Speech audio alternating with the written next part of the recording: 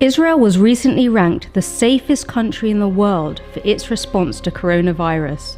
It was amongst the first countries to stop flights from hotspots like Hubei, to implement lockdowns to protect its citizens, to place people who'd travelled overseas in quarantine, and to utilise the latest technology to detect when people broke those quarantines.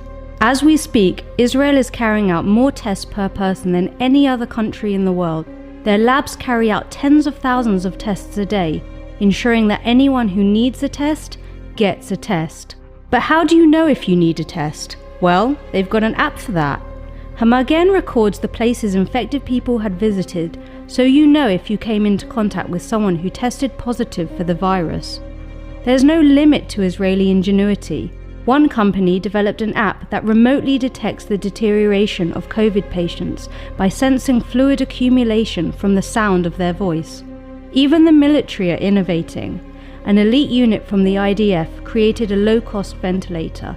And speaking of ventilators, in a stunning act of generosity, the Israeli division of Medtronic released the blueprints for its ventilators so companies could mass-produce their designs free of charge.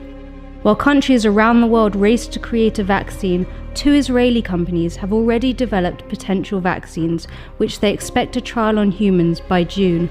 In Israel, nobody is left behind. Every life matters. When Israelis were stranded overseas, the government sent planes to rescue them, and as Israelis found themselves confined to their homes, thousands of food packages were delivered to the elderly. Rather than break Israel, the pandemic has united the entire country.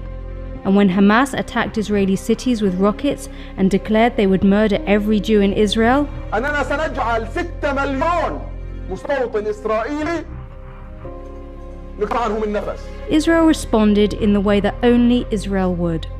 They sent medical aid to the Palestinians, trained their medics, and treated their ill. To put it frankly, they responded to terrorism with humanity.